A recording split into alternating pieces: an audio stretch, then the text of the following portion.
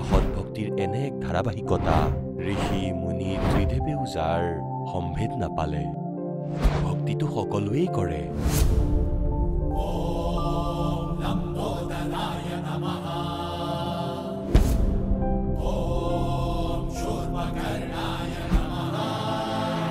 আৰু সকলো সময়তে এইটোৱেই ভাবে যে থাকিবলৈ এটা ভাল ঘৰ হওক ফুৰিবৰ কাৰণে ডাঙৰ ডাঙৰ পাৰ্ক থাকক খাবৰ বাবে সোৱাদযুক্ত খাদ্য থাকক আমাৰ কেতিয়াও বেমাৰ নহওক কেতিয়াও যেন দুখত নাথাকো আৰু কেতিয়াও যাতে নমৰো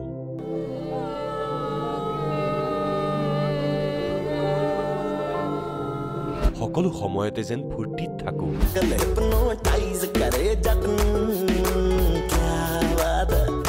কিন্তু কি সম্ভৱ আমি সকলোৱে ইমান ভক্তি কৰো ব্ৰত ৰাখো শ্ৰাদ্ধ পাতো যাত্ৰা কৰো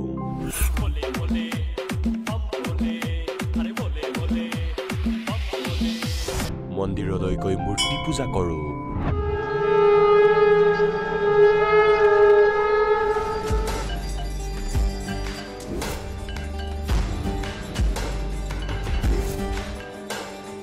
भानुकोटिभास्वरं भवाब्धितारकं परं नीलकण्ठमिप्सितार्थदायकं त्रिलोचनं कालकालमम्बुजाशमक्षशूलमक्षरं চাৰ্চলৈ গৈ প্ৰেয়াৰ কৰো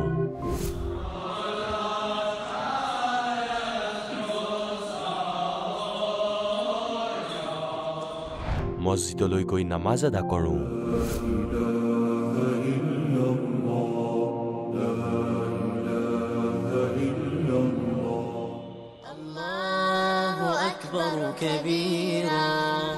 আৰু গুৰুদ্বাৰালৈ গৈ শিৰ দোৱাও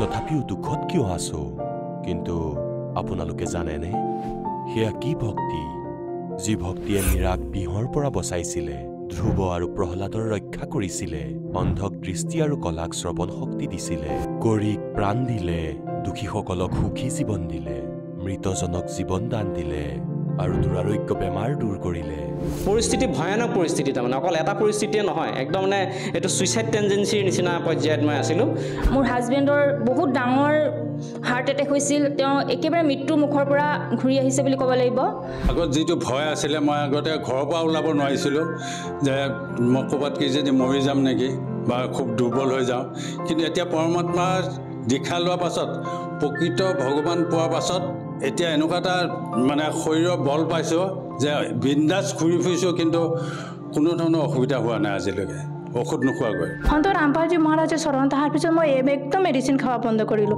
মেডিচিন নোখোৱাকৈ অকল দীক্ষা লোৱাতে মই সুস্থ হ'লোঁ মই আগতে নিচা কৰিছিলোঁ মই আৰ্মিত থাকোঁতে বহুত নিচা কৰিছিলোঁ আমি আৰ্মি পাৰ্চনটো নিচা কৰে চবে কিন্তু ময়ো নিচা কৰিছিলোঁ কিন্তু যেতিয়া তত্ত্বদৰ্শী সন্ত ৰামপাল চৰণ আহিলোঁ তাৰপিছত এই নিচাবিলাক নিজে নিজে ঠিক হৈ গ'ল সন্ত ৰামপালজী মহাৰাজৰ ওচৰত অহাৰ দিনাখনৰ পৰাই মই লাভ পাইছিলোঁ মন্ত্ৰ দিছিল সেই মন্ত্ৰ 2-3 বাৰ টান দিয়াৰ লগে লগে সাতকে আপোনাৰ কাল নোহোৱা হৈ গ'ল এতিয়া মই ভাবিছিলোঁ যে গুৰু মহাজনে সত্য কথা কৈছে এই পৃথিৱীত তেওঁ বাহিৰে আৰু কোনো নাই গতিকে আমি মানুহ হয় আমি শুদ্ধ জীৱ হয় আমি তেওঁৰ চৰণলৈ গৈ আমি আত্মা কল্যাণ কৰিব লাগে পূজ্য ৰামপালজী গুৰুদেৱৰ চৰণত অহাৰ পিছত লাভ বুলি ক'বলৈ গ'লে মোৰতো চাগে এসপ্তাহটো কৈ শেষ কৰিব নোৱাৰিম ইমানেই লাভ পাইছোঁ মই এতিয়া গম পাইছোঁ বাস্তৱত সেইটো সঁচা কথাই কৈছিলে যিকেইজনে কৈছিলে কাৰণ মোৰ লগত সেইটো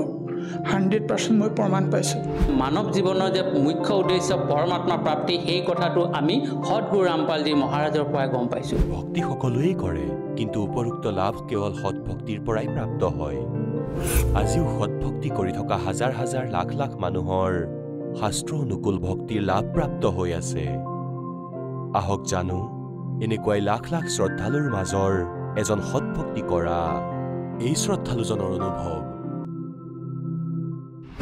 নমস্কাৰ ছাৰ নমস্কাৰ আপোনাৰ শুভ নামটো আমাৰ শুভ নামটো হ'ল ৰাখাল দেৱনাথ আপুনি কোন ঠাইৰ পৰা আহিছে আমি বিদ্যাদাবীৰ পৰা আহিছোঁ ধুবুৰী আপুনি সন্ত ৰামপাল মহাৰাজৰ পৰা নাম দীক্ষা কেতিয়া লৈছিল 22 চনে লৈছোঁ।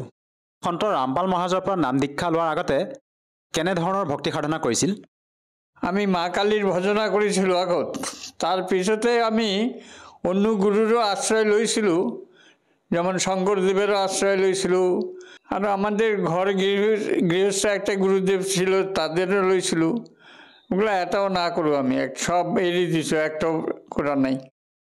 আপুনি যেহেতু জনালে যে আপুনি আপোনাৰ সমাজত প্ৰচলিত আপোনাৰ পৰিয়ালৰ লোকে যেনেধৰণে ভক্তি সাধনা কৰে সেইদৰে আপুনিও কৰি আছিলে, পিছত আপুনি সন্ত ৰামপাল গুৰুমাজৰ শৰণলৈ কেনেকৈ আহিব লগা হ'ল?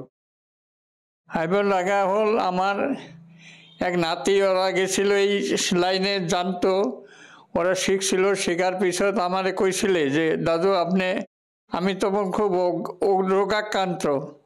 তখন আমি কলো যে ঠিক আছে রে, আমি তো অনেক নেশা পেশা খাই, পান খাই, সিগারেটও খাইছো, দুই একটা না খাওয়া না হয়, তো এনেকুৱা আমি চলে আসিলোঁ। তারপরে যখন ও কোলে আমাকে, তখন আমি কলো যে দেখ আমার তো নেশা পেশা আছে, এগুলো এড়িবার পারিব না পারিব সেটা পিছতে কম।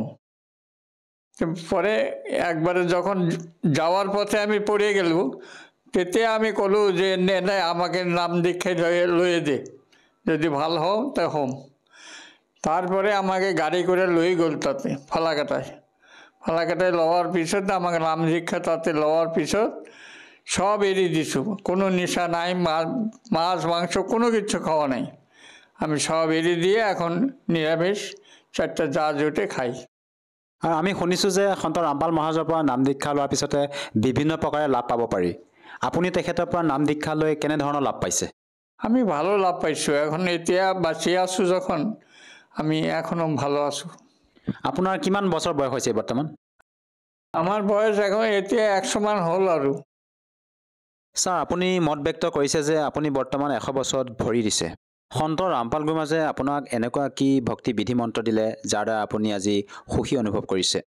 এতিয়া আমার এক সময় নাম খণ্ডন করেছিলে, মানে নাম নেওয়াতে মানে ভুল ভ্রান্তি হয়েছিলে, তারপরে খণ্ডন করার পিছতে যখন আমাকে ঠিকভাবে বুঝিয়ে দিলে, এতে মই বুঝিলো যে এইটো ভুল হয়েছে, সঁচাই ঠাকুরের কাছে মাপ লই পিছত এতিয়া কৰি আছোঁ, বা এখন আমি বাঁচার পথে আছোঁ। আর আমি আগে ওষুধপত্র খাইতাম, এখন ওষুধপত্র বাদ দিতেছি, ওষুধ আর খাই না।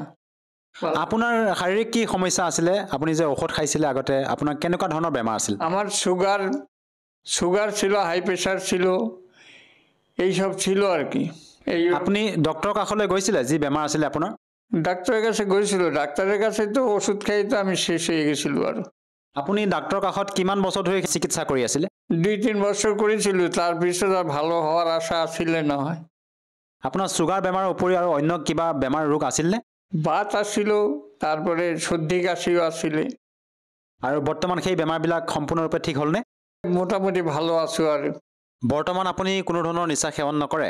এখন সব এড়িয়ে দিছো স্যার, দিয়ে পিছতে এখন চিন্তা করেছো যে ঠাকুর তুমি যদি রাখো না রাখো আমাকে নিয়ে যাও, আমি আর থাকতে চাই না, এইভাবেই এখন রাখিছে আমাকে। আপুনি যিহেতু সন্ত ৰামপাল মহাৰাজৰ পৰা নাম দীক্ষা লোৱাৰ পিছতে আপুনি বিভিন্ন প্ৰকাৰে লাভ পালে, আৰু বৰ্তমান আপুনি 100 বছৰত ভৰি দিলেহি, তথাপি আপুনি শাৰীৰিকভাৱে সম্পূৰ্ণ সুস্থ। আৰু যিসকল দৰ্শকে আপোনাক টিভি স্ক্ৰীণত চাই আছে, তেওঁলোকক আপুনি কি বাৰ্তা দিব বিচাৰে যাতে তেওঁলোকেও সৎভক্তি কৰি আপোনাৰ দৰে সুখী জীৱন অতিবাহিত কৰিব পাৰে? আমি সন্ত রামপালজির কাছে নাম দীক্ষা লই যেটু লাভ পাইছোঁ, আমি আপনাদেরও সেটাই কও যে আপনালোকে তার নাম দীক্ষা লই আপনারও সুখী হোক। ধন্যবাদ থাকিল।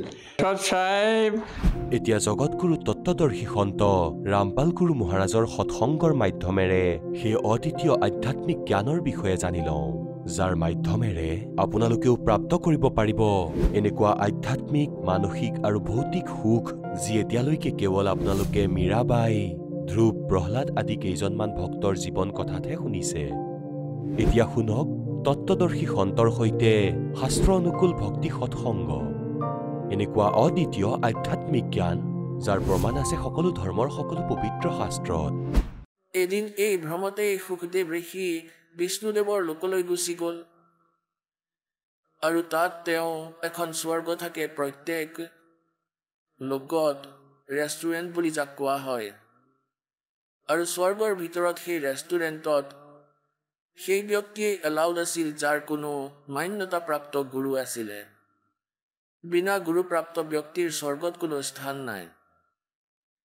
যেতিয়া সুখদেৱ ঋষি সেই হোটেলত প্ৰৱেশ কৰিব ধৰিলে ৰেষ্টুৰেণ্টত, প্ৰহৰীসকলে মানা কৰি দিলে যে ৰ'ব সুখদেৱজী, আপোনাৰ গুৰু কোন হয় ঋষিজী? সুখদেৱজীয়ে ক'লে যে মোৰ গুৰুৰ কোনো আৱশ্যকতাই নাই, মই নিজৰ ইচ্ছাৰে নিজৰ শক্তিৰে ইয়ালৈ উৰি আহিছোঁ। প্ৰহৰীসকলে ক'লে যে একেবাৰেই নহয়, আপুনি ভিতৰত সোমাব নোৱাৰিব। ভগৱান বিষ্ণুৰ আদেশ আছে যে বিনা গুৰুৰ ব্যক্তিয়ে স্বৰ্গত প্ৰৱেশ কৰিব নোৱাৰে।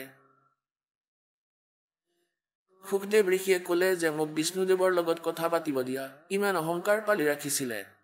এতিয়া সুখদেৱ ঋষিয়ে ভাবিছিলে যে বিষ্ণুজীয়ে মোক প্ৰশংসা কৰিব আৰু পিঠিত থপথপাই ক'ব যে ৱাহ পুত্ৰ ৱাহ, ৱাহ মহৰ্ষি ৱাহ, খুবেই ভাল ভক্তি কৰিছা, পাই গ'লাহি স্বৰ্গত, উৰি আহি গ'লা।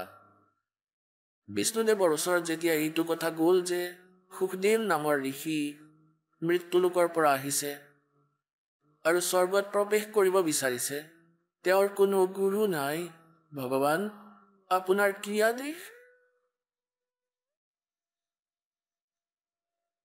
বিষ্ণুজীয়ে ক'লে যে আদেশবোৰ ফাইনেল, আজি মোৰ কোনো নতুন আদেশ নাই। প্ৰহৰী তেওঁক মানা কৰি দিয়া। তেওঁলোকে ক'লে যে আমি মানা কৰিছোঁ। তেওঁ কৈছে যে মই ইয়াতে থাকিম যেতিয়ালৈকে মোৰ বিষ্ণুদেৱৰ লগত কথা পতা নহ'ব, তেতিয়ালৈকে মই উভতি নাযাওঁ। বিষ্ণুজী বাহিৰলৈ আহিলে আৰু সুধিলে ঋষিজী ইয়ালৈ কিয় আহিব লগা হ'ল? এতিয়া সুখদেৱ ঋষিয়ে ভাবিছিলে যে ভগৱান বহুত আনন্দিত হ'ব। ভগৱানৰ কোৱাৰ ধৰণ দেখি তেওঁ বুজিলে যে ভগৱান আনন্দিত নহয়। তেতিয়া সুখদেৱ ঋষিয়ে ক'লে যে মই স্বৰ্গত বিশ্ৰাম কৰিব আহিছোঁ। বিষ্ণুজীয়ে পাৰিষদসকলক সুধিলে যে ভাই কিয় মানা কৰিছা ঋষিজী, কিয় তোমালোকে মানা কৰি দিলা? পাৰিষদসকলে আকৌ পুনৰাই ক'লে যে ভগৱান তেওঁ কোনো গুৰু ধৰা নাই, এওঁ বিনা গুৰুৰ হয়। তেতিয়া বিষ্ণুজীয়ে ক'লে যে কিয় ঋষিজী, আপোনাৰ কোনো গুৰু নাই? ক'লে নাই। তেনেহ'লে আপুনি প্ৰৱেশ কৰিব নোৱাৰিব স্বৰ্গত।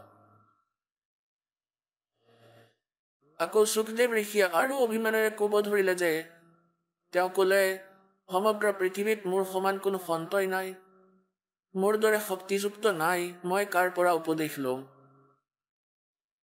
তেতিয়া ভগৱান বিষ্ণুৱে ক'লে যে সুখদেৱ, এইটোৱেই তোমাৰ দুৰ্বলতা, এইটোৱেই তোমাৰ দুৰ্বলতা, যাৰ কাৰণে তুমি অভিমান কৰি কৈ আছা, যি কাৰণতেই তুমি ভক্তিৰ যোগ্য প্ৰাণী নহয়।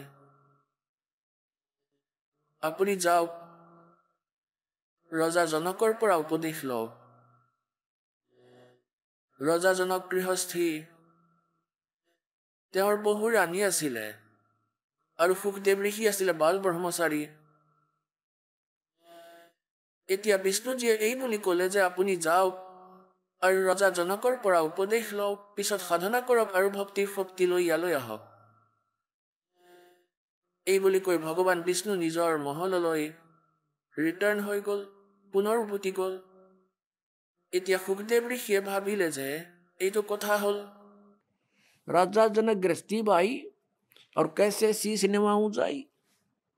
এতিয়া যিসকলে সন্ন্যাস লৈ লয়, সাধু সন্ত বনি যায়, ৰঙা কাপোৰ পৰিধান কৰি জোতা ৰাখি, এইসকলে নিজেই নিজকে চুপিৰিয়ৰ বুলি মানে আৰু সাধাৰণ মানুহ গৃহস্থীক হেয় জ্ঞান কৰে। এওঁলোকৰ বুদ্ধি ইমান বেয়া হৈ যায় আৰু এয়া এওঁলোকৰ নিজৰ ভাৱনা হয়। আগৰ ইতিহাস চাই লওক, যিসকল মহাপুৰুষে পৰমাত্মাক পালে আৰু যিসকলৰ আজি গুণগান গোৱা হয়, সেই সকলো গৃহস্থী আছিল, সন্তান সন্ততিও আছিল।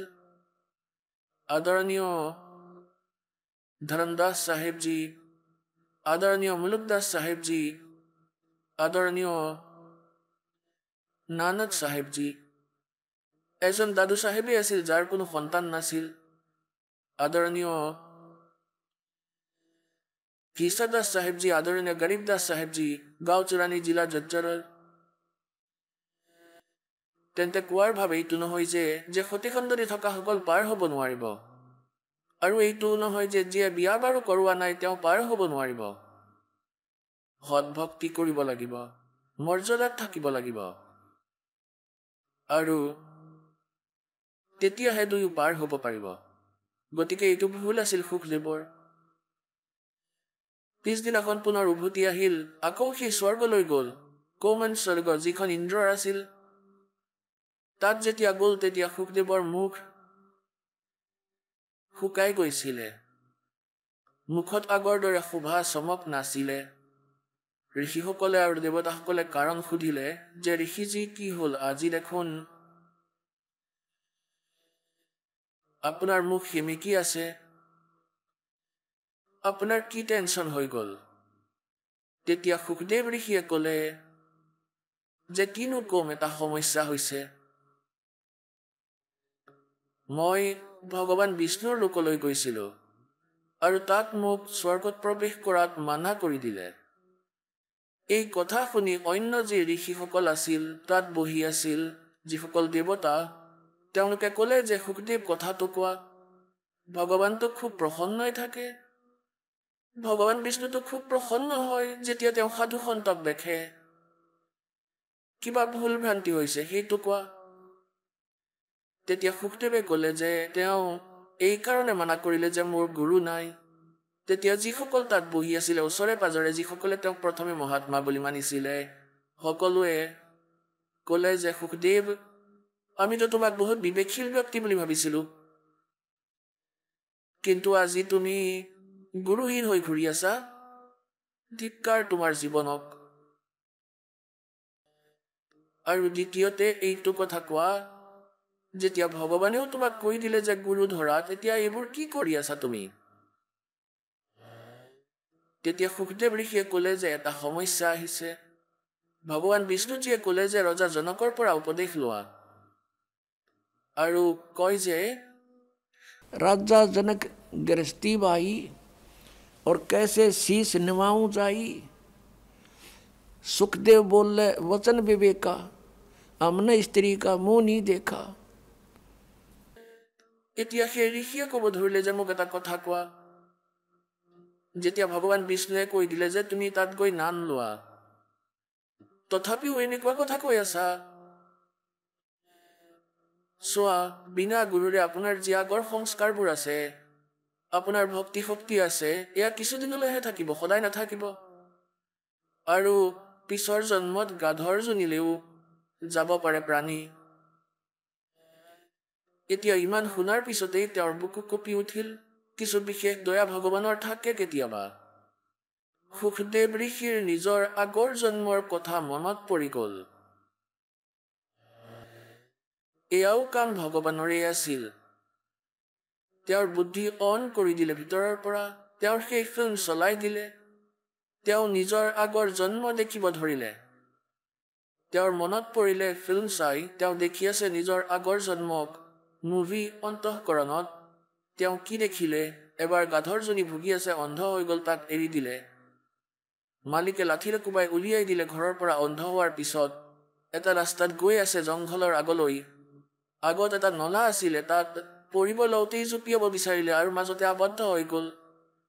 নলাটো ঠেক আছিলে, আগফালে মুখখন লাগি ধৰিলে, পিছফালে পিঠি, বেক চাইডত আবদ্ধ হৈ গ'ল। ভৰি ঝুলি আছিল, নলাত পৰি আগে পিছে ফিট হৈ গ'ল নলাৰ ওপৰত, আৰু 1 সপ্তাহ ভুগি ভুগি মৰিল। কোনেও নুলিয়ালে। অহা যোৱা কৰা মানুহ 1-2জন অহা যোৱা কৰি আছিলে, তেওঁলোকে বাহিৰ কৰিব নোৱাৰিলে, আৰু তাৰ ওপৰত ভৰি ৰাখি দলং বনাই পাৰ হৈ গৈছিল। তাৰ দলঙেই বনাই ল'লে। এই দৃশ্যৰ পিছত তেওঁৰ কলিজা কঁপি উঠিল, গোটেই শৰীৰ কঁপি গ'ল। সুখদেৱ ঋষি সেই সময়তে উঠি গুচি গ'ল। তথাপিও মন খুবেই উস্তাদ আছিল। নিজৰ পিতৃ ব্যাসজীৰ ওচৰলৈ আহিল।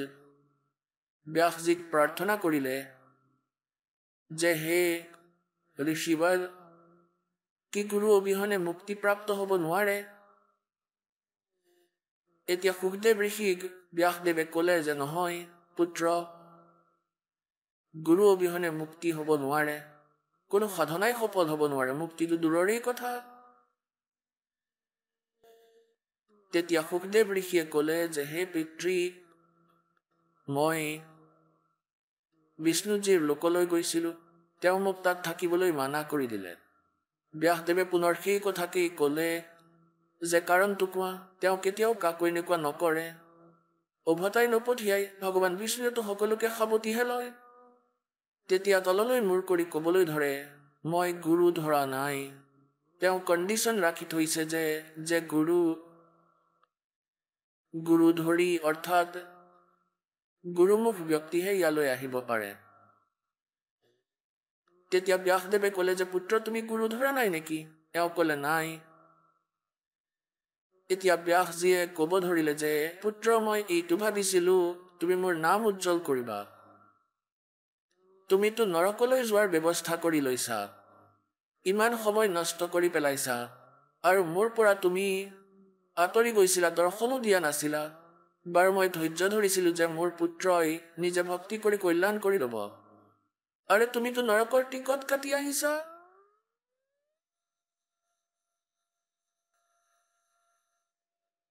এতিয়া কোৱা হয় যিসকল ঋষি সাধু সন্ত আছিলে তেওঁলোকে একে স্বৰেৰে কয় একেই তেওঁলোকৰ যিসকল বিদ্বান পুৰুষ আছিলে তেওঁলোকে একে হিচাপৰ কথাই কয় বেলেগ একো নকয় কোনো কনচেশ্যন নাথাকে তেতিয়া সুখদেৱ ঋষিয়ে ক'লে যে ভগৱানে এটা সমস্যা সৃষ্টি কৰিছে তেওঁ কৈছে যে তুমি ৰজা জনকৰ পৰা নাম লৈ লোৱা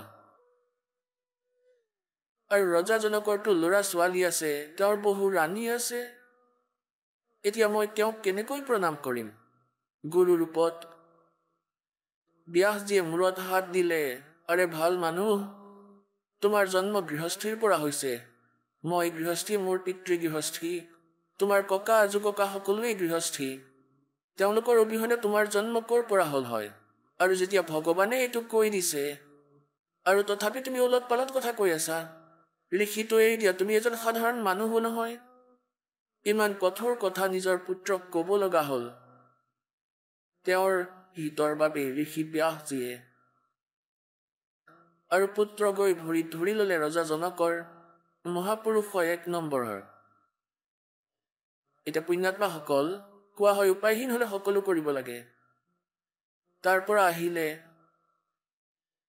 ৰজা জনকৰ ওচৰলৈ আহিল আবেলিৰ সময় আছিলে ৰজা জনকে ক'লে নিজৰ চাকৰক যে মহাপুৰুষ আহিছে আসন পাৰি দিয়া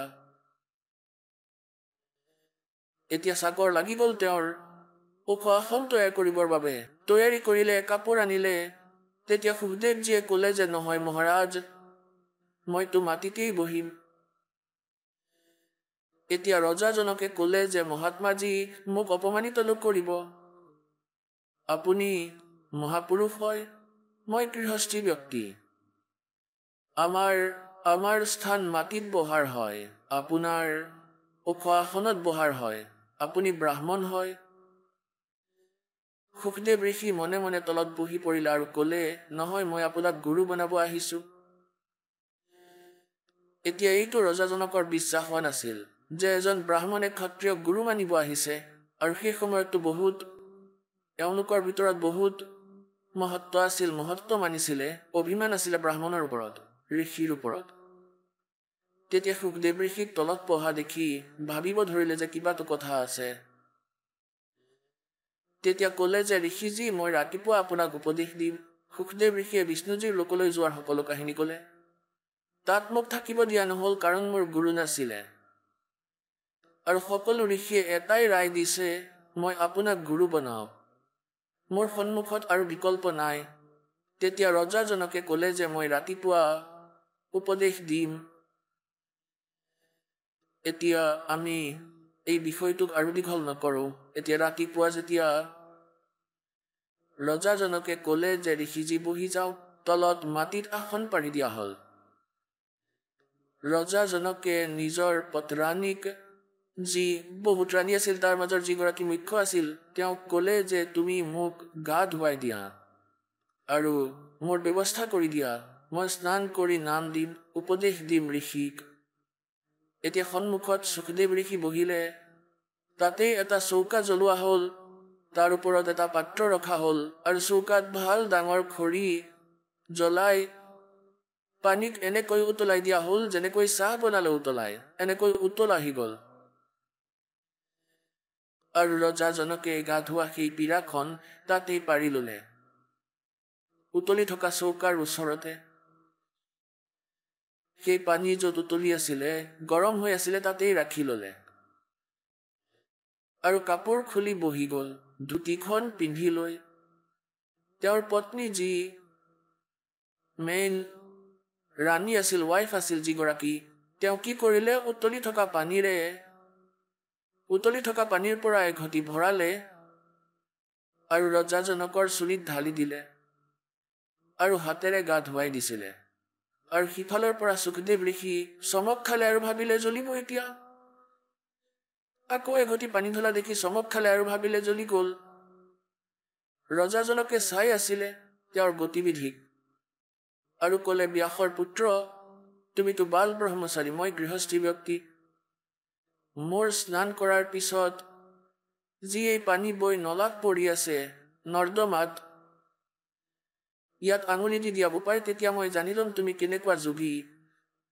সুখদেৱে ক'লে, মই নিদিওঁ, মোৰ দেখোন আঙুলিয়ে জ্বলি যাব, ইমান গৰম এয়া পানী, মই এনেকুৱা ভুল নকৰোঁ।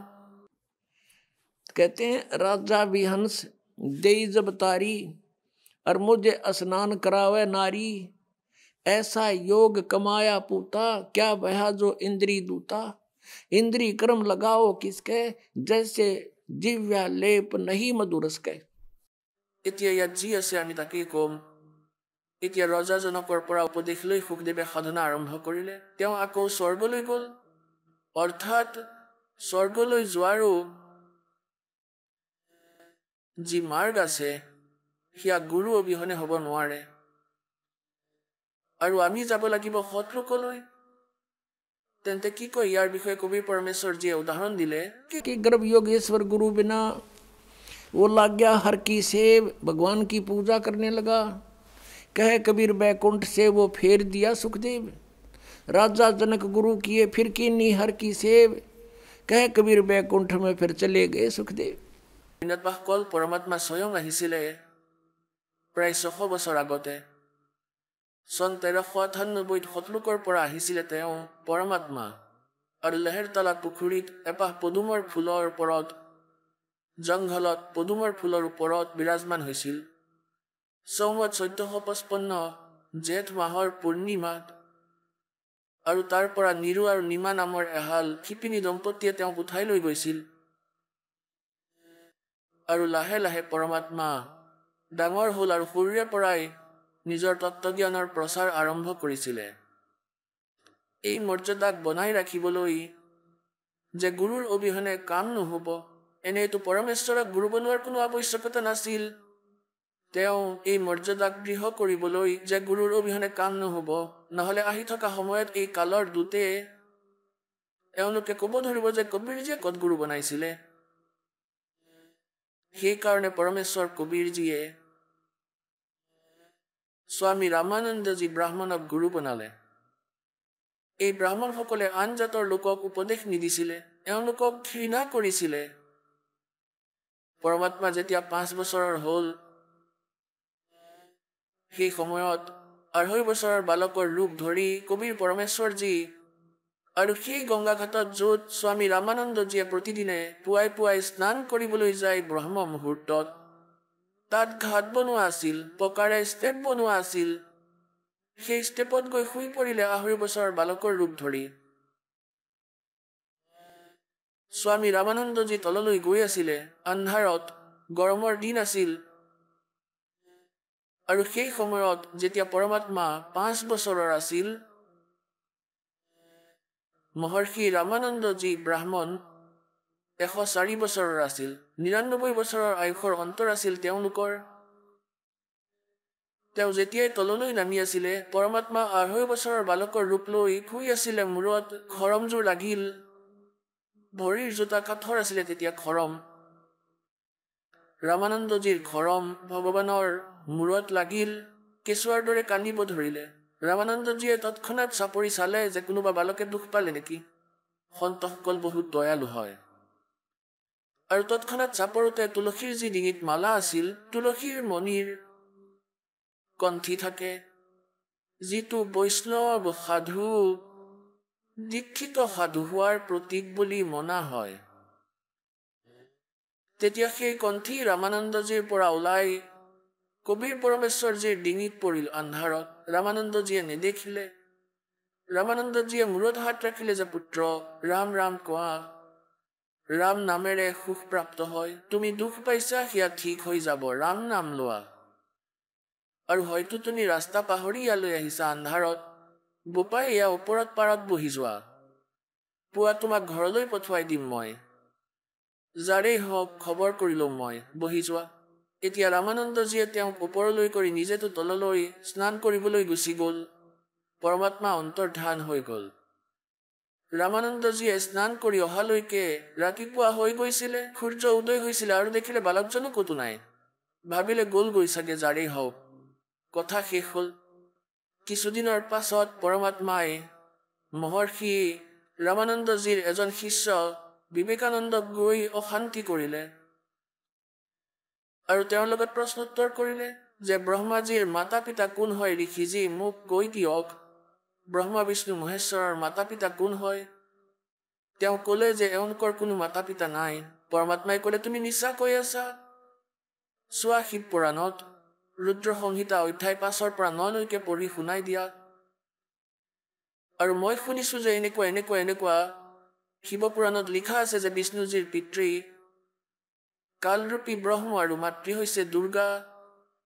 তেতিয়া তেওঁ ক'ব ধৰিলে যে তুমি এই গ্ৰন্থসমূহৰ বিষয়ে জ্ঞান ক'ৰ পৰা পালা আৰু তুমি এই তিলক ক'ৰ পৰা লগাই ৰাখিছা? তুমি কি কোনো গুৰু ধৰিছা? ক'লে যে হয় মই গুৰু ধৰিছো। পৰমাত্মাই ক'লে মই গুৰু ধৰিছো। তোমাৰ জাতি কি আৰু কাক গুৰু বনাইছা তুমি, যে যাক তুমি গুৰু বনাইছা?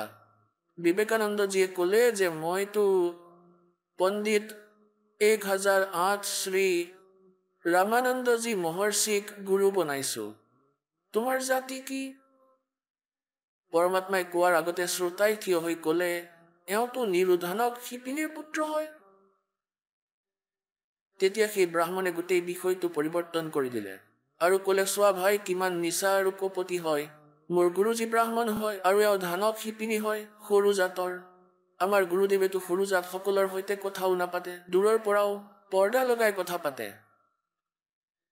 আৰু এই মিছলিয়াই কৈছে মই ৰামানন্দজীক গুৰু বনাই ৰাখিছো।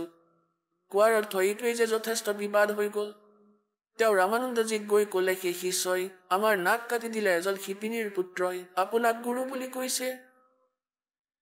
দীঘল বিষয় অলপ ছুটি কৰি ক'ব এই দাসে। পৰমাত্মাক ৰাতিপুৱা তালৈ ধৰি লৈ আনিলে 8-10জন ব্যক্তিয়ে, ৰামানন্দজীৰ আগত থিয় কৰালে। তেতিয়া ৰামানন্দজীৰ লগত বাৰ্তা হ'ল। তেতিয়া ৰামানন্দজীয়ে সুধিলে পুত্ৰ তুমি মোক কেতিয়া গুৰু বনালা আৰু মই তোমাক শিষ্য, তুমি মিছা কৈ আছা? তেতিয়া পৰমাত্মাই ক'লে নহয় স্বামীজী, মই মিছা কোৱা নাই। এদিন আপোনাৰ হয়তো মনত আছে পুৱাই পুৱাই আপুনি গা ধুবলৈ গৈছিলে আৰু তাত মই তলত শুই আছিলো, আপোনাৰ খৰম মোৰ মূৰত লাগিছিল। আপুনি কৈছিলে যে পুত্ৰ ৰাম ৰাম কোৱা, আৰু আপুনি মোক উপদেশ দি দিলে আৰু মই উপদেশ লৈ ললো। তেতিয়া ৰামানন্দজীয়ে ক'লে যে নহয় সেয়াতো সৰু বালক আছিলে, 2-2.5 বছৰৰ বালক আছিলে। তুমিতো ডাঙৰ। পুণ্যাত্মাসকল 2.5 বছৰৰ শিশুৰ আৰু 5 বছৰৰ শিশুৰ বয়সত আৰু শৰীৰত ডাবল ডিফাৰেঞ্চ হৈ যায়, দুগুণ অন্তৰ থাকে। তেতিয়া পৰমাত্মাই কি লীলা কৰিলে, ৰামানন্দজী স্বামী ৰামানন্দজীৰ কুটীৰৰ ওচৰত কোনো সেৱকৰ খাট আছিল, বিচনা আছিল, তাৰ ওপৰত দ্বিতীয় ৰূপ ধাৰণ কৰি ললে 2.5 বছৰৰ বালকৰ আৰু আনটো ৰূপত থিয় হৈ আছে 5 বছৰৰ বালকৰ। সন্মুখৰ খাটত দেখিছে আপোনালোকে শিশুৰূপ সৰু ৰূপ ধাৰণ কৰি ললে 2-2.5 বছৰৰ বালকৰ, আৰু স্বয়ং ইয়া পৰমাত্মা থিয় হৈ আছে মালা লৈ 5 বছৰৰ বালকৰ বয়সত। এতিয়া ৰামানন্দজীয়ে 5 বাৰটো সেই সৰু ৰূপৰ ফালে চালে আৰু ছবাৰ সেই সৰু বিচনাত থকা ৰূপৰ ফালে চালে আৰু ছবাৰ ডাঙৰ ৰূপৰ ফালে চালে। 5 বছৰৰ বয়সৰ চকু মুচি মুচি চালে যে মই ভুল দেখা নাইতো, প্ৰথমবাৰ দেখিছো মই এনেকুৱা লীলা। ইমানতে কি হ'ল, পৰমাত্মাই ভাবিলে এই বুৰ্বকে নুবুজিব এই কথা। তাৰ পৰা সেই 2.5 বছৰৰ বালকজন উঠি আহিলে আৰু 5 বছৰৰ বালকৰ মাজত চাওঁতে চাওঁতেই সোমাই গ'ল আৰু ৰৈ গ'ল পৰমাত্মা। আৰু ৰামানন্দজীৰ লগত বহুত বাৰ্তা হ'ল। ৰামানন্দজীক জ্ঞান চৰ্চা শুনালে। ৰামানন্দজীয়ে ক'লে যে মই তোমাৰ কথাত বিশ্বাস কৰিম, কিন্তু এনেকৈ নহয়। মই সমাধিস্থ হওঁ। সমাধিস্থ হৈ মই বহুত ভিতৰলৈকে যাওঁ, মেডিটেশ্যন কৰোঁ। পৰমাত্মাই ক'লে হ'ব আপুনি মেডিটেশ্যন কৰক। रामानंद जी ध्यानत बोहिले और पहुंच गया। कहते हैं योग युक्त प्राणायाम कर जीता सकल शरीर और त्रिवेणी के घाट पर अटक रहे बलबीर। এতিয়া এই শৰীৰলৈ গৈ আগলৈ ত্ৰিবেণী তিনিটা ৰাস্তা হয়। কোৱা হয় ত্ৰিবেণীত পুণ্যপাসকল জংঘলত আপুনি গৈ আছে আৰু দুটা ৰাস্তা ভাগ হৈ গ'লে তাতেই বিচলিত হৈ যাব গুৰু অবিহনে। সেই ত্ৰিবেণীত গৈ ৰখি যায় ৰামানন্দজী আৰু পৰমাত্মা লগে লগে গৈ আছে সেই সৰু বালক 5 বছৰৰ বালকৰ ৰূপত। এতিয়া তাতেই বাৰ্তা কৰে যেনেকৈ সপোন হয় যে স্বামীজী আপোনাৰ এয়াই হৈছে শেষ লক্ষ্য ত্ৰিবেণী। ইয়াৰ পৰা ইয়াৰ লেফ্টত যি ৰাস্তা আছে এয়া যাব ধৰ্মৰাজৰ দুৱাৰলৈ। ইয়াৰ পিছত আপোনাৰ একাউণ্ট হৈ যি ইষ্টৰ আপোনাৰ সাধনা হ'ব তালৈ পঠিয়াই দিয়া হ'ব। আৰু এয়া চিধা ব্ৰহ্মৰন্ধৰৰ ৰাস্তা হয়। এয়া তোমাৰ কোনো মন্ত্ৰৰ দ্বাৰা নুখুলিব, মোৰ সতনামৰ দ্বাৰা খুলিব। এই দুটা আখৰৰ মন্ত্ৰৰে খুলিব। ৰামানন্দজীয়ে ভাবি থাকিলে, চাই থাকিলে যে কি হ'ব। তেতিয়া ক'লে আপুনি আপোনাৰ মন্ত্ৰ জপ কৰি চাই লওক খোলে নেকি। তেতিয়া তেওঁ সকলো মন্ত্ৰ যন্ত্ৰ কৰি ল'লে কিন্তু নুখুলিলে। তেতিয়া পৰমাত্মাই ক'লে মই স্মৰণ কৰি আছো সতনামৰ 2 আখৰৰ নামৰ। স্মৰণ কৰিলে আৰু সেই দৰ্জা খুলি গ'ল সন্মুখৰ গেট আৰু ক'লে আহা মোৰ লগত। ৰামানন্দজীৰ আত্মাক লগত লৈ গ'ল। এই কালত দেখুৱালে যি 21 ব্ৰহ্মাণ্ডৰ ওপৰত বহি আছে তপ্তশিলাৰ ওপৰত 1 লক্ষ মানৱ শৰীৰধাৰীক সূক্ষ্ম ৰূপত। তাত তেওঁ সূক্ষ্ম শৰীৰক ভাজি পেলাই খাই সেই স্থান দেখুৱালে। পিছত সৎখণ্ডলৈ লৈ গ'ল সতলোকলৈ। তাত পৰমাত্মাক দেখিলে দ্বিতীয় ৰূপত। কোটি সূৰ্য মিলাই দিয়া, কোটি চন্দ্ৰ মিলাই দিয়া এডাল নোমৰ ভিতৰত ইমান শোভা সেই সৎপুৰুষৰ সৎখণ্ডৰ ভিতৰত। আৰু তলৰ পৰা 5 বৰ্ষৰ বালক পৰমাত্মা তেওঁৰ লগত গৈ আছে দ্বিতীয় ৰূপত। তেতিয়া ৰামানন্দজীয়ে ভাবিলে ভগৱানটো এওঁ হয় যি তখ্তত বহি আছে, সিংহাসনত বিৰাজমান আছে। আৰু পৰমেশ্বৰ কবিৰ যি গৈ বিচনী উঠাই পৰমাত্মাৰ ওপৰত বিচিব ধৰিলে। যিজন সিংহাসনত বহি আছিলে বিচনীৰে বিচি আছিলে মৰমেৰে। এতিয়া ৰামানন্দজীয়ে ভাবিলে ভগৱানটো এওঁ হয় আৰু কবিৰটো ইয়াৰ কোনো গণ হ'ব, অনুচৰ হ'ব ইয়াৰ। ইমানতে কি হ'ল সেই তেজময় শৰীৰ থিয় হ'ল। যাৰ এডাল নোমৰ গুৰিৰ শোভা কোটি সূৰ্য মিলাই দিয়া, কোটি চন্দ্ৰ মিলাই দিয়া, তথাপিও সিমান উজ্জ্বল নহ'ব। ইমান নূৰযুক্ত নৰাকাৰ পৰমাত্মা মনুষ্য সদৃশ থিয় হ'ল। আৰু কবিৰ যি 5 বছৰৰ বালক সেই সিংহাসনত বিৰাজমান হ'ল এনেকৈ। আৰু সেই যি তেজময় শৰীৰযুক্ত যি পৰমাত্মা আছিল পৰমেশ্বৰ কবিৰ জীক বিচিব ধৰিলে চাকৰৰ দৰে। এতিয়া ৰামানন্দজীয়ে সেইবোৰ চাই ভাবিলে যে কি হৈ আছে। ভগৱানটো এওঁ হয় আৰু ই বালকক বিচি আছে। ইমানতে সেই তেজময় শৰীৰ গৈ কবি পৰমেশ্বৰত প্ৰৱেশ কৰিলে। 5 বছৰৰ বালকত অনন্ত কোটি ব্ৰহ্মাণ্ডৰ কণ্ট্ৰলাৰৰ ৰূপত অকলে কবি পৰমেশ্বৰ যি বহি আছিলে 5 বছৰৰ বালকৰ ৰূপত। এতিয়া ৰামানন্দজীয়ে কৈছে আৰু চাইছে চাৰিওফালে। তেতিয়া পৰমাত্মাই ক'লে ৰামানন্দ মই পূৰ্ণ পৰমাত্মা হওঁ, পৰমক্ষৰ ব্ৰহ্ম হওঁ। আৰু তুমি ভগৱানক নিৰাকাৰ বুলি কোৱা, বেদক পঢ়া, গীতাক পঢ়া। এতিয়া পুনৰ পঢ়িবা সেই বেদক। তাত লিখা আছে পৰমাত্মা নৰ আকাৰৰ হয় আৰু ওপৰৰ ধুলোকৰ 3য় পৃষ্ঠত বিৰাজমান আছে, সেইজন ময়েই হওঁ। এতিয়া ৰামানন্দজীয়ে দেখিলে গোটেই বিষয় সঁচাকৈ আমিতো ওলমি আছো। তাৰ পৰা পুনৰ এৰি দিলে ৰামানন্দজীক। তেওঁৰ আত্মাক তাৰ পৰা পুনৰ পঠাই দিলে। যেতিয়া পুনৰ উভতি আহিলে তেতিয়া উচক খালে আৰু চাৰিওফালে চালে। ওচৰত 5 বছৰৰ শিশুৰ ৰূপতটো আকৌ বিৰাজমান আছে। তেতিয়া ৰামানন্দজীয়ে 104 বছৰৰ সেই বৃদ্ধই 5 বছৰৰ বালকৰ ভৰিত ধৰি ল'লে আৰু দণ্ডৱত প্ৰণাম কৰিলে।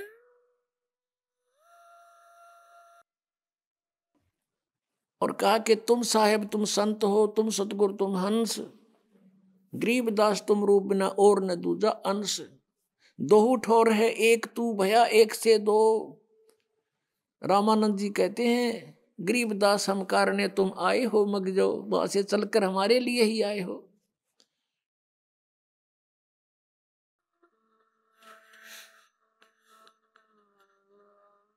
तुम स्वामी में बाल बुद्धि ओए होए, कर्म भ्रम कियो नाश, गरीबदास पूर्ण पुरुष, निज ब्रह्म तुम मेरा हो गया दृढ़ विश्वास।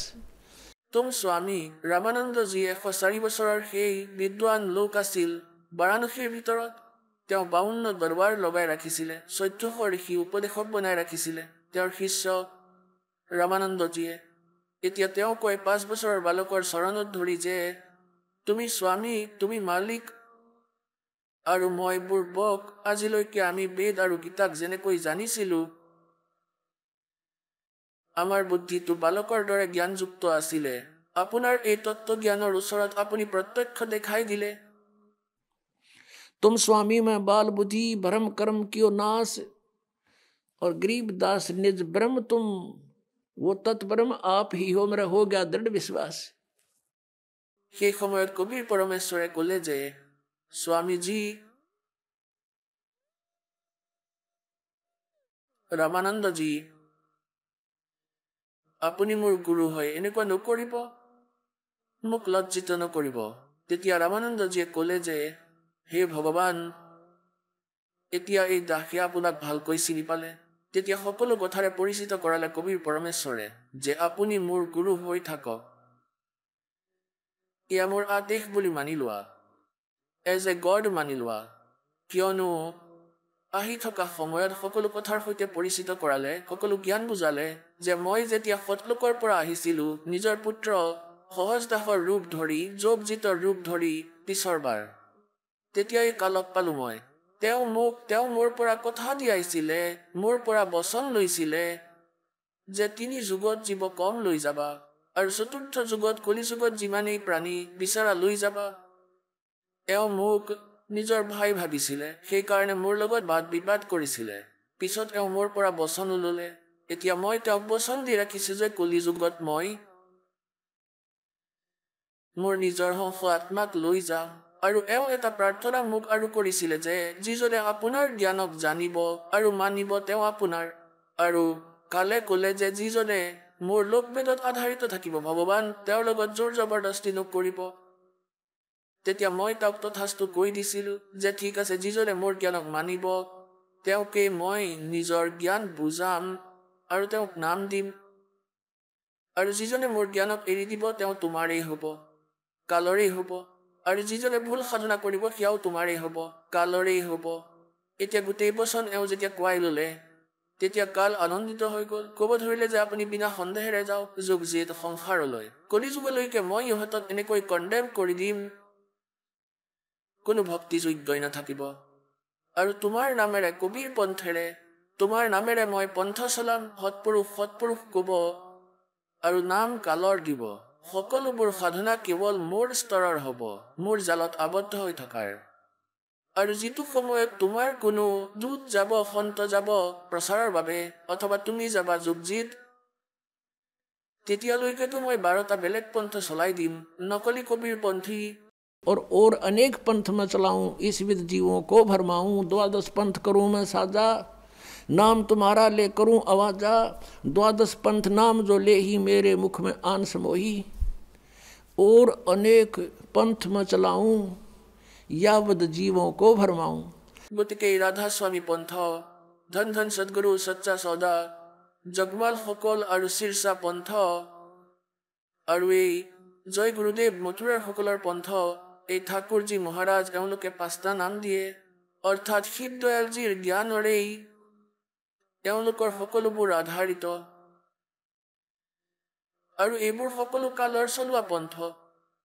আৰু শ্ৰদ্ধালুসকলে বহু শ্ৰদ্ধাৰে চকু বন্ধ কৰি ইয়াত বহি আছে যে এওঁলোকে আমাক পাৰ কৰি দিব পৰম ধনী, আৰু এওঁলোকৰ গুৰুই নাই। এওঁ যাব কলৈ, কয় পৰমেশ্বৰ। গৰীব দাসজীয়ে কয়, গৰীব দাসজীৰ বিষয়ে তথ্য আকৌ দিছো। যে আদৰণীয় গৰীব দাস চাহেবজীয়ে পৰমাত্মাক পাইছিলে গাঁও চুৰাণী জিলা জজ্জৰ হাৰিয়ানাত। তেওঁ 10 বছৰৰ আছিল, পথাৰত নিজৰ গৰু চৰাই আছিলে আৰু অনেক পালি গোৱাল লগত আছিলে। তাত পৰমাত্মা আহিল সতলোকৰ পৰা এজন জীৱিত মহাত্মাৰ ৰূপ বনাই সাধুৰ, আৰু গৰীব দাসজীৰ সৈতে বাৰ্তা কৰিলে আৰু কুমাৰী গাইৰ পৰা গাখীৰ উলিয়ালে নিজৰ শক্তিৰে। পালিসকলে ক'লে যে মহাৰাজ গাখীৰ পান কৰক। পৰমাত্মাই ক'লে মই কুমাৰী গাইৰ গাখীৰ পান কৰোঁ। তেতিয়া গৰীব দাসজীয়ে এটা পোৱালি আনি এৰি দিছিল। যিয়ে গাখীৰ এৰিছিলে এতিয়ালৈকে ডমৰীজনীৰ পোৱালি হোৱাই নাছিল, সন্তান নাছিল তাইৰ। তেতিয়া কবিৰ পৰমেশ্বৰজীয়ে নিজৰ হাতেৰে থপিয়ালে আৰু পিঠিত আশীৰ্বাদ ভৰা হাত ৰাখিলে আৰু পোৱালিটোৰ পৰা স্তনৰ পৰা গাখীৰ ওলাব ধৰিলে। এটা পাত্ৰ ৰখা আছিলে, সেই ঠাইত মাটিৰ ভালকৈ বনোৱা আছিলে, সেইটো তলত ৰাখিলে আৰু ভৰি গ'ল নিজে নিজে আৰু স্তনৰ পৰা গাখীৰ ওলোৱা বন্ধ হৈ গ'ল। তেতিয়া আধা গাখীৰ কবিৰ পৰমেশ্বৰজীয়ে পান কৰিলে আৰু আধা সেই বালক গৰীব দাসজীয়ে। তাৰপিছত গৰীব দাসজীৰ আত্মাক স্বামী ৰামানন্দজীৰ দৰে পৰমাত্মাই সতলোক সচখণ্ড ওপৰৰ সকলো দেখুৱাই আনিছিলে আৰু সেই দৃশ্যই তেওঁৰ লগতো হৈছিলে। পৰমাত্মা অৰিজিনেল ৰূপত, যি পৰমাত্মাৰ তাত 3টা স্থিতিক কোৱা হৈছে, বেদতো সেয়াই গুণগান আছে, আৰু অৰিজিনেল পৰমাত্মাই যি প্ৰেক্টিকেল কৰিলে সেয়াও এনেকুৱাই হয়। তেতিয়া গৰীব দাসজী ওপৰলৈ গ'ল পৰমাত্মাৰ লগত জীৱিত মহাত্মাৰ ৰূপত। তাত গৈ জীৱিত মহাত্মাৰ ৰূপত যি পৰমাত্মা আছিল, সেই তেজময় ৰূপত, সেই দ্বিতীয় ৰূপত তেজময় শৰীৰ, কোটি সূৰ্য কোটি চন্দ্ৰ মিলাই দিয়া এনেকুৱা এডাল নোমৰ গুৰিৰ শোভাৰ শৰীৰ, যি তখ্তত সিংহাসনত বিৰাজমান আছিলে। তেওঁৰ ওচৰত বিচিব ধৰিলে। গৰীব দাসজীয়ে ভাবিলে ভগৱানটো এওঁ হয় যিজন তখ্তত বহি আছে, আৰু এই বাবাজীটো ইয়াৰ কোনো চাকৰ হ'ব চাগে। এতিয়া আপোনালোকে শুনিলে জগতগুৰু তত্ত্বদৰ্শী সন্ত ৰামপাল গুৰু মহাৰাজৰ মংগল প্ৰবচন। আহক এতিয়া শুনো ভগতসকলৰ অনুভৱ, যিসকলে সন্ত ৰামপাল গুৰু মহাৰাজৰ প্ৰমাণিত জ্ঞানৰ পৰা প্ৰভাৱিত হৈ নাম দীক্ষা লৈ বহুতো লাভ প্ৰাপ্ত কৰিলে। নমস্কাৰ ছাৰ। নমস্কাৰ ছাৰ, কি নাম আপোনাৰ? মোৰ নাম বংকু দাস হয় ছাৰ। বংকু দাস, আপুনি ক'ৰ পৰা আহিছে? মই ৰুৰকীৰ হয়, জিলা হৰিদ্বাৰ, উত্তৰাখণ্ডৰ। ছাৰ, সন্ত ৰামপালদেৱ মহাৰাজৰ পৰা আপুনি নাম দীক্ষা কেতিয়া ল'লে? 28 মাৰ্চ 2018 লৈছোঁ ছাৰ। সন্ত ৰামপালদেৱ মহাৰাজৰ পৰা নাম দীক্ষা লোৱাৰ আগত আপুনি কিবা ভক্তি সাধনা কৰিছিল নে? হয় ছাৰ, সন্ত ৰামপালদেৱ মহাৰাজৰ পৰা নাম দীক্ষা লোৱাৰ আগতে মই 16 বছৰ চাৱন কৃপাৰ ৱানী মিছনৰ ৰবীন্দ্ৰদেৱ মহাৰাজৰ পৰা নাম দীক্ষা লৈছিলোঁ, আৰু তাৰ পাছত 4 বছৰ দামাখেৰাত আছিলোঁ। আৰু তেওঁলোকে যি সাধনা কৰিছিলে সেই সাধনা কৰিছিলোঁ। সেই সাধনা কৰাৰ পাছতো আমাৰ ওপৰত বিপদেই আহি আছিলে। ছাৰ, তেন্তে কিয় আপুনি সন্ত ৰামপালদেৱ মহাৰাজৰ শৰণলৈ আহিলে? ছাৰ, মই সন্ত ৰামপালদেৱ মহাৰাজৰ শৰণলৈ আহিলোঁ। মোৰ এজন মিত্ৰ আছিলে যিজন চাৱন কৃপাৰ ৱানী মিছনত আছিলে। তেওঁ সন্ত ৰামপালদেৱ মহাৰাজৰ পৰা নাম দীক্ষা লৈছিলে, আৰু যেতিয়া মই তেওঁক যোগাযোগ কৰিলোঁ তেতিয়া মোক এখন জ্ঞান গংগা নামৰ কিতাপ দিলে আৰু ক'লে যে এইখন পঢ়া, আৰু তোমাৰ ঘৰত যিবোৰ সমস্যা হৈ আছে, মানে কেৱল সন্ত ৰামপালদেৱ মহাৰাজে পূৰ্ণ সন্ত হয় যিয়ে তোমাক পৰিত্ৰাণ দিব পাৰে। তেতিয়া মই সেই জ্ঞান গংগা কিতাপখন পঢ়িলোঁ। তেতিয়া অলপ এনেকুৱা লাগিল যে একো নাই ইয়াত, কাৰণ দামাখেৰাত কৈছিলে যে এজন সন্ত আছে যিজনে শাস্ত্ৰ পঢ়ি পঢ়ি সকলোকে শুনায়, আৰু তেওঁ এনেকুৱা ধৰণৰ অনুৰাগ সাগৰৰ ভিতৰত খেলি মেলি কৰি অদলা বদলি কৰি থৈছে। তেতিয়া মই ভাবিলোঁ যে এওঁ সঁচাকৈ বেয়া। তেতিয়া মই সেই ভকতজনকো ক'লোঁ যে আপুনি ভুল কৰি আছে, কাৰণ আমি দুটা একে মিছনতে আছিলোঁ। চাৱন কৃপাৰ ৱানী মিছনত আমি 2জন আছিলোঁ। তেওঁতো গুচি গ'ল সন্ত ৰামপালদেৱ মহাৰাজৰ শৰণলৈ, আৰু মই দামাখেৰালৈ গ'লোঁ। তাৰপিছত তেওঁ ক'লে যে ভাই, আপুনি সন্ত ৰামপালদেৱ মহাৰাজৰ শৰণলৈ আহক, আপোনাৰ যিবোৰ সমস্যা আছে সেইবোৰ ইয়াতেহে সমাধান হ'ব আৰু ক'তো নহয়। তেতিয়া মই ক'লোঁ যে ভাই, আপুনি ভুল দিশত গৈছে। মই ক'লোঁ যে আপুনি দামাখেৰালৈ আহক, এইটোৱে প্ৰকৃত স্থান, মানে যি কবিৰ চাহেবে কৈ গৈছিলে যে দামাখেৰাই হৈছে প্ৰকৃত স্থান। তেতিয়া ক'লে যে কোনো কথা নাই বাৰু। তাৰপিছত মোৰ পত্নীৰ সমস্যা হ'ল, তাৰপিছত আমাৰ সমস্যা হ'ব ধৰিলে। তাৰপিছত আমি ভাবিলোঁ যে ভাই এবাৰ চাই লওঁ। তাৰপিছত মই মোৰ পত্নীক নাম দীক্ষা দিয়াৰ বাবে লৈ আহিলোঁ নামদান কেন্দ্ৰ ৰুৰকীত।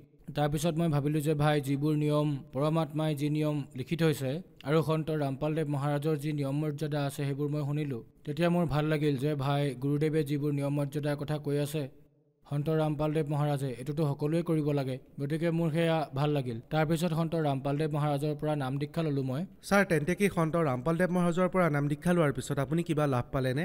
হয়, মই সন্ত ৰামপালদেৱ মহাৰাজৰ ওচৰত নাম দীক্ষা লোৱাৰ পিছত বহুত লাভ পালোঁ ছাৰ।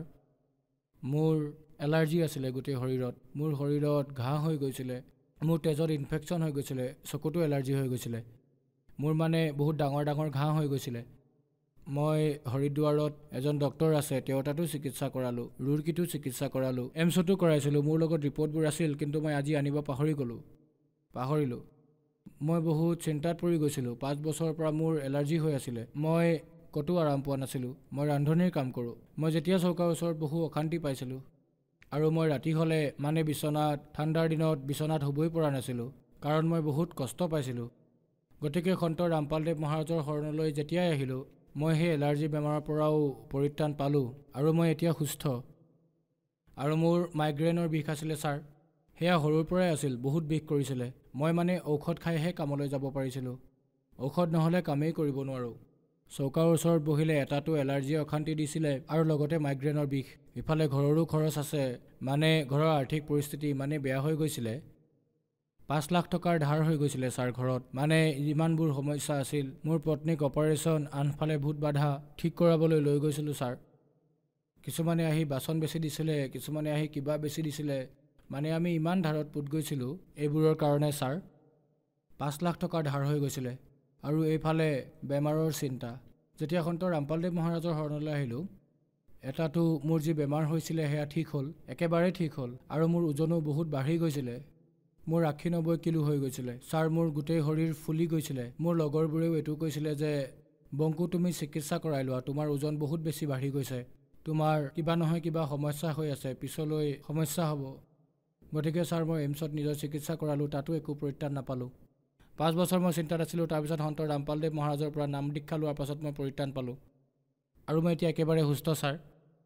সন্ত ৰামপালদেৱ মহাৰাজৰ পৰা নাম দীক্ষা লোৱাৰ পাছত এতিয়া মোৰ একো সমস্যা নাই ছাৰ। আৰু এজন মোৰ ল'ৰা আছে, সি স্কুললৈ গৈছিলে, তাৰ পৰা ফোন আহিলে যে আপোনাৰ ল'ৰাটোৰ কিবা এটা সমস্যা হৈছে। যেতিয়া মই ল'ৰাটোক ঘৰলৈ আনিলোঁ, তেতিয়া দেখিলোঁ যে সি যেতিয়া বাথৰুমলৈ গ'ল, পেচাব কৰিবলৈ যেতিয়া বাথৰুমলৈ গ'ল, তেতিয়া তাৰ পেচাব কৰা বাটটোৰে বহুত তেজ ওলাবলৈ ধৰিছিলে। আৰু ইমান সমস্যা আমি সন্ত ৰামপালদেৱ মহাৰাজৰ পৰা নাম দীক্ষা লৈছিলোঁ বাৰু। তেতিয়া প্ৰথম অৱস্থাৰ কথা, তেতিয়া ইমান জ্ঞান নাছিলে। তেতিয়া আমি ভাবিলোঁ যে ভাই ব'লা, এতিয়া যি অৱস্থা হৈছে গতিকে কটাবই লাগিব চাগে, দেখাই লওঁ ডক্টৰক।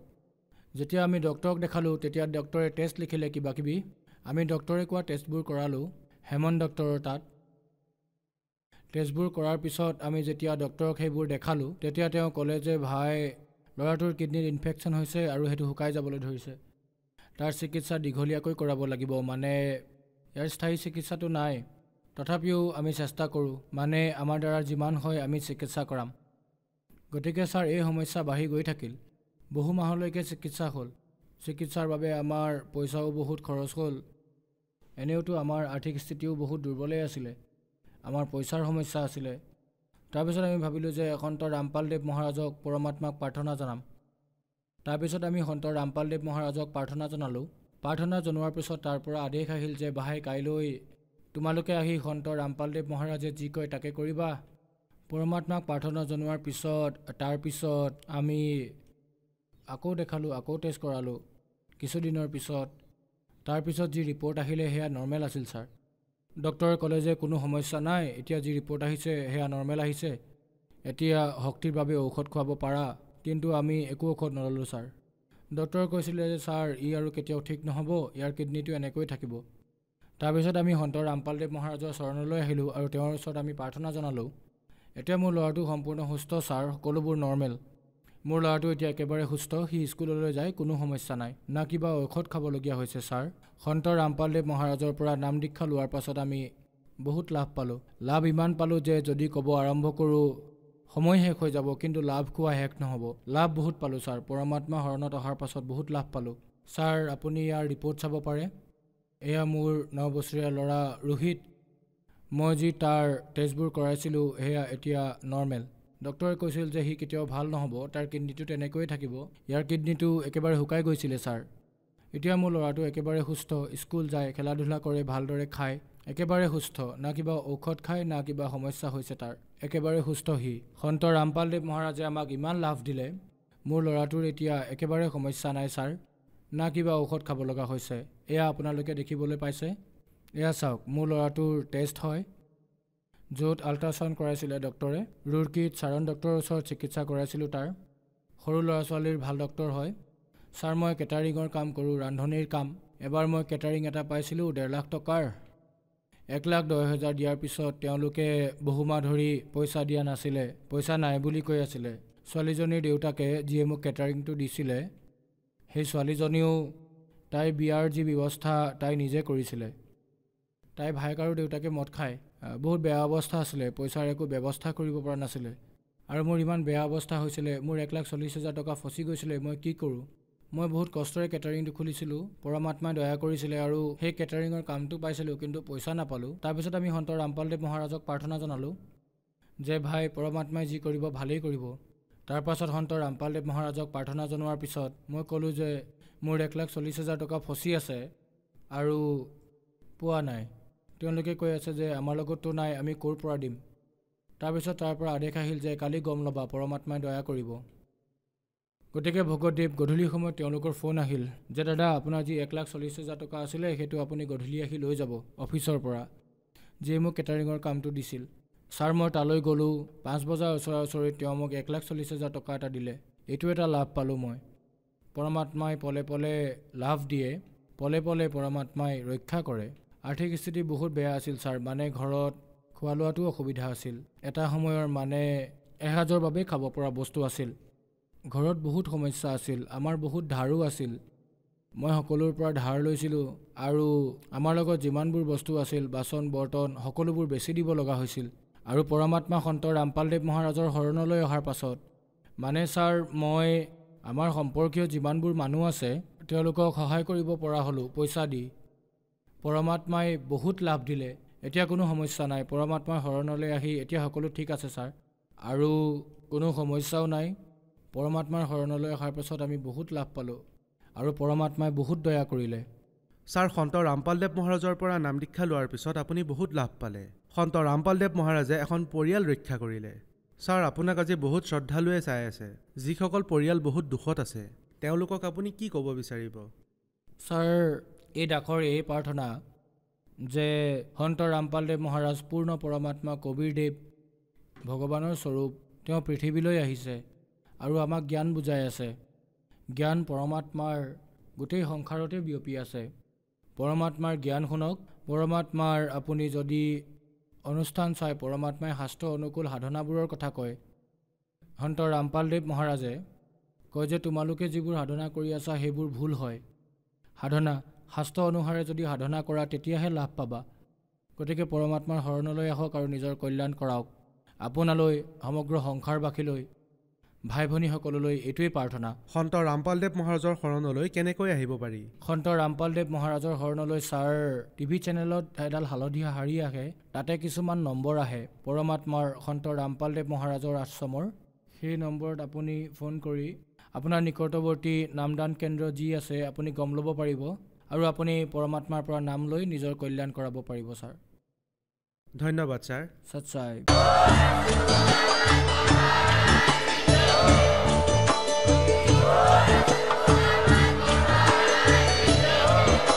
আপুনি শুনি আছিলে জগতগুৰু তত্ত্বদৰ্শী সন্ত ৰামপাল গুৰু মহাৰাজৰ মংগল প্ৰবচন।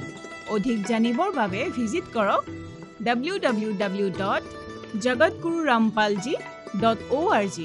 সন্ত ৰামপাল গুৰু মহাৰাজৰ শুভ আশীৰ্বাদত সমগ্ৰ বিশ্বতে 500তকৈ অধিক নাম দীক্ষা কেন্দ্ৰ আছে, য'ত সন্ত ৰামপাল গুৰু মহাৰাজৰ দ্বাৰা বিনামূলীয়াকৈ নাম দীক্ষা দি থকা হৈছে। আপোনাৰ ওচৰৰ নাম দীক্ষা কেন্দ্ৰৰ ঠিকনা জানিবলৈ সম্পৰ্ক কৰক 7082208528।